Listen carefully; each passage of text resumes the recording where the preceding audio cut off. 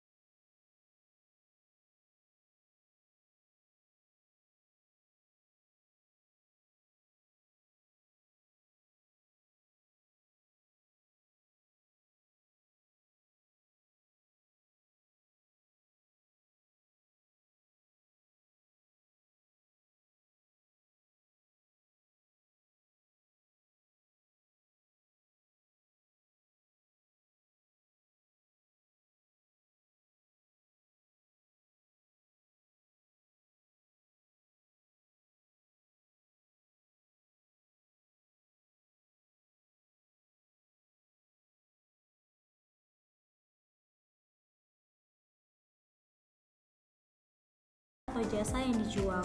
Yang ketiga, ada laba kotor atau gross profit, selisih antara pendapatan dan harga pokok penjualan atau HPP. Ini menunjukkan berapa banyak keuntungan yang dihasilkan perusahaan setelah mengurangi biaya langsung produksi. Rumusnya, laba kotor sama dengan pendapatan dikurang HPP. Fungsinya, laba kotor mengukur efisiensi dasar perusahaan dalam menghasilkan barang atau jasa. Yang keempat, ada biaya operasional atau operating expense. Biaya yang dikeluarkan untuk menjalankan operasi perusahaan yang tidak terkait langsung dengan produksi barang atau jasa. Jenis biayanya yaitu biaya penjualan atau selling expense, yaitu biaya yang terkait dengan upaya menjual barang atau jasa seperti biaya pemasaran, distribusi, dan promosi. Lalu ada biaya administrasi dan umum yaitu atau general dan administratif.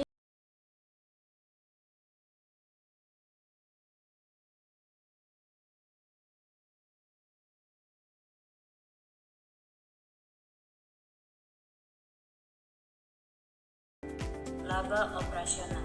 Laba yang dihasilkan dari operasi utama perusahaan setelah dikurangi biaya operasional. Ini menunjukkan keuntungan yang dihasilkan dari aktivitas utama perusahaan. Rumusnya, laba operasional sama dengan laba kotor dikurangi biaya operasional. Fungsinya mengukur kemampuan perusahaan dalam menghasilkan keuntungan dari kegiatan utama, misalnya penjualan produk atau jasa. Yang keenam, pendapatan atau biaya lainnya. Pendapatan atau biaya yang tidak berasal dari kegiatan operasional utama perusahaan. Ini bisa mencakup pendapatan bunga, keuntungan atau kerugian dari penjualan aset atau biaya bunga pinjaman.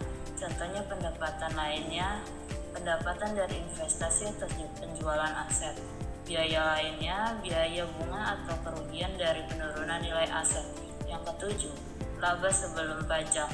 Laba yang dihasilkan perusahaan sebelum dikurangi pajak. Ini menunjukkan hasil keseluruhan perusahaan dari operasi utama dan kegiatan lainnya, namun belum mempertimbangkan kewajiban pajak. Rumusnya, laba sebelum pajak sama dengan laba operasional ditambah pendapatan atau biaya lainnya. Fungsinya memberikan gambaran tentang profitabilitas perusahaan secara keseluruhan.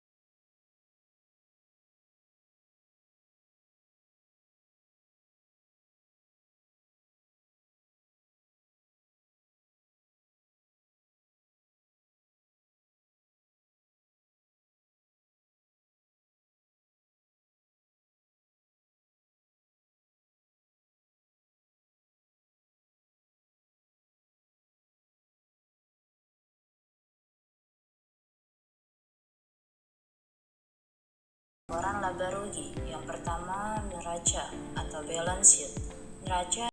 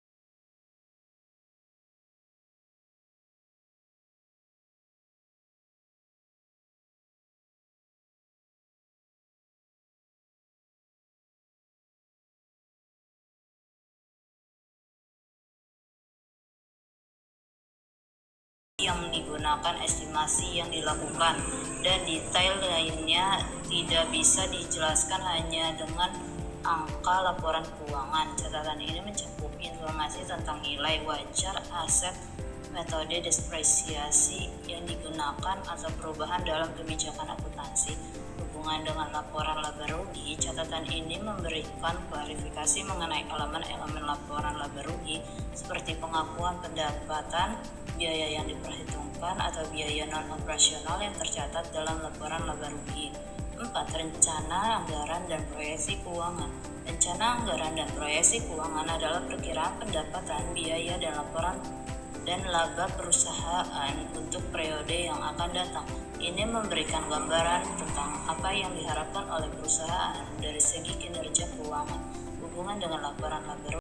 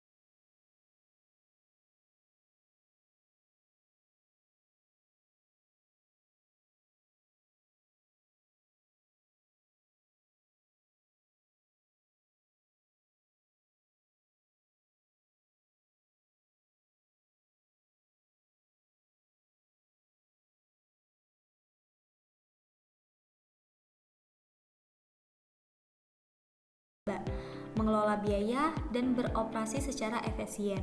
Berikut adalah beberapa jenis analisis yang sering dilakukan terhadap laporan laba rugi. Yang pertama, ada analisis profitabilitas. Tujuannya untuk mengukur kemampuan perusahaan dalam menghasilkan laba dari pendapatan yang diperoleh. Rasio yang digunakan, margin laba kotor, mengukur efisiensi dalam produksi dan mengendalikan biaya langsung atau COGS. Formulanya, margin laba kotor sama dengan kurung buka laba kotor per pendapatan kurung tutup dikali 100. Interpretasinya, semakin tinggi margin kotor, semakin efisien perusahaan dalam menghasilkan laba dari penjualannya setelah dikurangi dengan biaya produksi. Yang kedua, margin laba operasional atau operating margin. Mengukur seberapa besar laba yang dihasilkan dari kegiatan operasional setelah mengurangi beban operasional. Formulanya, margin laba operasional sama dengan kurung buka laba operasional per pendapatan kurung tutup dikali 100. Interpretasinya, rasio ini menunjukkan kemampuan perusahaan untuk menghasilkan laba dari operasi utamanya tanpa memperhitungkan pengaruh dari bunga atau pajak. Margin laba bersih mengukur persentase laba bersih terhadap pendapatan yang dihasilkan perusahaan setelah semua beban termasuk bunga dan pajak. Formulanya, margin laba bersih sama dengan kurung buka laba bersih per pendapatan kurung tutup dikali 100. Interpretasinya, semakin tinggi margin laba bersih, semakin efisien perusahaan dalam mengelola seluruh biaya dan menghasilkan laba bersih. Yang kedua, ada analisis tren atau trend analysis. Tujuannya untuk melihat bagaimana kinerja perusahaan berubah dari waktu ke waktu dan apakah ada pola menunjukkan pertumbuhan atau penurunan laba. Langkah-langkahnya, bandingkan laporan laba rugi dari beberapa periode untuk menganalisis perubahan pendapatan, laba kotor, laba operasional, dan laba bersih. Analisis tren pertumbuhan. Apakah pendapatan dan laba bersih perusahaan mengalami peningkatan atau penurunan secara konsisten? Contohnya, jika pendapatan meningkat dari 1 juta pada tahun 2022 menjadi 1.200.000 pada tahun 2023, namun laba bersih menurun dari 200.000 menjadi 150.000, analisis ini bisa menunjukkan bahwa biaya meningkat atau ada faktor eksternal yang mengurangi profitabilitas. Yang ketiga, ada analisis variance. Tujuannya untuk membandingkan hasil aktual dengan anggaran atau proyeksi yang telah ditetapkan sebelumnya. Langkah-langkahnya, bandingkan setiap elemen laporan laba rugi seperti pendapatan, beban, dan laba dengan proyeksi anggaran atau target yang telah ditetapkan. Identifikasi varian yang signifikan, selisih antara hasil aktual dan anggaran. Lalu evaluasi penyebab varian tersebut, apakah karena faktor eksternal, kesalahan estimasi, atau masalah internal perusahaan. Contohnya, jika perusahaan merencanakan pendapatan sebesar 1 juta, namun hasil aktual hanya 900.000, maka analisis varian bisa memberikan wawasan mengapa ada kekurangan pendapatan. Yang keempat, ada analisis beban dan pengeluaran. Tujuannya untuk mengidentifikasi dan menilai pengelolaan beban oleh perusahaan serta efisiensi biaya. Langkah-langkahnya, telaah beban pokok penjualan atau COGS, beban operasional seperti pemasaran, gaji, administrasi, dan beban lain-lain. Lalu evaluasi apakah ada peningkatan beban yang tidak sebanding dengan peningkatan pendapatan. Periksa apakah perusahaan mengelola beban secara efisien untuk meningkatkan profitabilitas.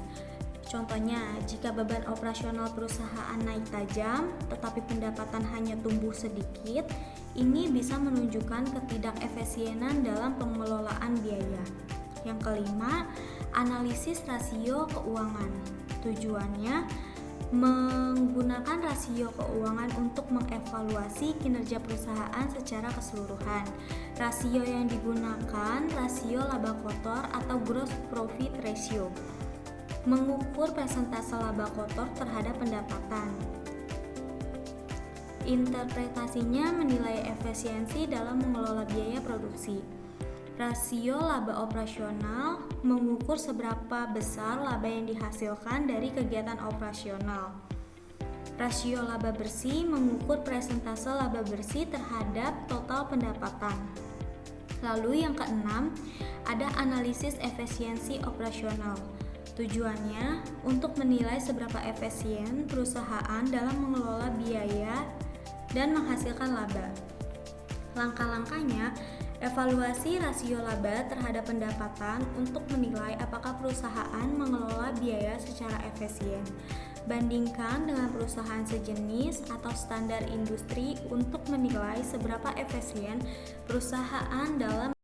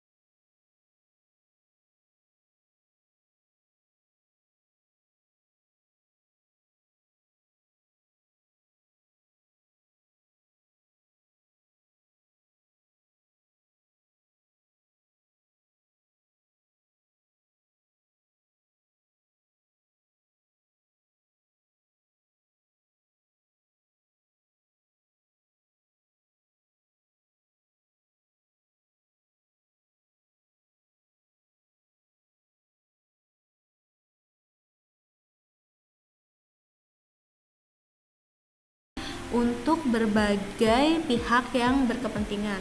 Sekian presentasi dari kami ucapkan terima kasih.